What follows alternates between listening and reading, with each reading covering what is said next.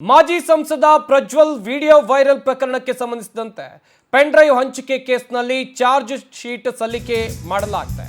SIT ಅಧಿಕಾರಿಗಳು charge sheet ಸಲ್ಲಿಸಿದ್ದಾರೆ ಎನ್ನುವಂಥದ್ದು ಗೊತ್ತಾಗ್ತಾ ಇದೆ. ಪೆನ್ ಡ್ರೈವ್ ಹಂಚಿಕೆ ಕೇಸ್ನಲ್ಲಿ ಸ್ಪೆಷಲ್ ಇನ್ವೆಸ್ಟಿಗೇಷನ್ ಟೀಮ್ ದೋಷಾರೋಪ ಪಟ್ಟಿಯನ್ನು ಸಲ್ಲಿಕೆ ಮಾಡಿದ್ದಾರೆ. 39 ಜನರ ವಿರುದ್ಧ ಆರೋಪ ಸಾಬೀತು ಅಂತೇಳಿ ಉಲ್ಲೇಖ ಮಾಡಲಾಗಿದೆ. ಒಟ್ಟು 52 ಆರೋಪಿಗಳ ಹೆಸರು ಚಾರ್ಜ್ ಶೀಟ್ನಲ್ಲಿ ಉಲ್ಲೇಖ ಮಾಡಲಾಗಿದೆ. 39 ಆರೋಪಿಗಳ ವಿರುದ್ಧ ದೋಷಾರೋಪ ಪಟ್ಟಿ ಸಲ್ಲಿಕೆ ಮಾಡಲಾಗಿದೆ. 13,712 ಪುಟಗಳ ಆರೋಪ ಪಟ್ಟಿ.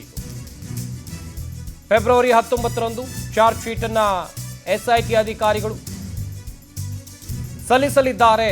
ಹಾಸನದ ಸಿವಿಲ್ ಕೋರ್ಟ್ಗೆ ಸಲ್ಲಿಕೆ ಆಗಲಿದೆ ಈ ಚಾರ್ಜ್ ಶೀಟ್ ಎನ್ನುವಂತ ಮಾಹಿತಿ ಇದೆ. ಇನ್ನೊಂದು ಕಡೆಯಲ್ಲಿ ಪೆನ್ ಡ್ರೈವ್ ಹಂಚಿಕೆ ಕೇಸ್ನಲ್ಲಿ ಎಸ್ಐಟಿ ಅಧಿಕಾರಿಗಳು ವಿಶೇಷ ತನಿಖಾ ತಂಡ ತನಿಖೆಯನ್ನ ಮಾಡಿ ಆರೋಪಿಗಳ ತಪ್ಪೇನಿತ್ತು, ಆರೋಪಿಗಳ ವಿರುದ್ಧ ಇಲ್ಲಿ ದೋಷಾರೋಪ ಪಟ್ಟಿಯನ್ನ ಸಲ್ಲಿಕೆ ಮಾಡಿರುವಂಥದ್ದು. ಅಂತ ಹೇಳಿದ್ರೆ ದೋಷಾರೋಪ ಪಟ್ಟಿಯಲ್ಲಿ 39 ಜನರ ವಿರುದ್ಧ ಆರೋಪ ಸಾಬೀತು ಅಂತೇಳಿ ಉಲ್ಲೇಖ ಮಾಡಲಾಗಿದೆ. ಇತ್ತ ಗಮನಿಸ್ತಾ ಹೋಗೋದಾದ್ರೆ ಒಟ್ಟು 52 ಆರೋಪಿಗಳ ಹೆಸರು ಈ ಚಾರ್ಜ್ ಶೀಟ್ನಲ್ಲಿ ಉಲ್ಲೇಖ ಮಾಡಲಾಗಿದೆ ಎನ್ನುವಂಥ ಮಾಹಿತಿ ಇದೆ. ಒಟ್ಟು 13,712 ಪುಟಗಳ ಆರೋಪ ಪಟ್ಟಿ ಇದು.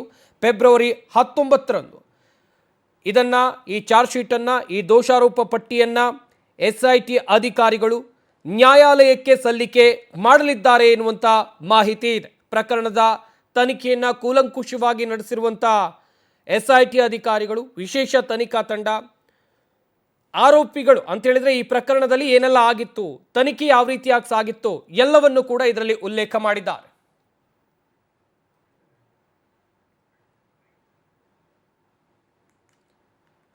ಎಸ್, ಈ ಬಗ್ಗೆ ಇನ್ನಷ್ಟು ಮಾಹಿತಿಯನ್ನು ಕೊಡ್ತಾರೆ ನಮ್ಮ ಪ್ರತಿನಿಧಿ ಸಚಿನ್. ದೂರವಾಣಿ ಸಂಪರ್ಕದಲ್ಲಿ ಜಾಯ್ನ್ ಆಗ್ತಾ ಇದ್ದಾರೆ.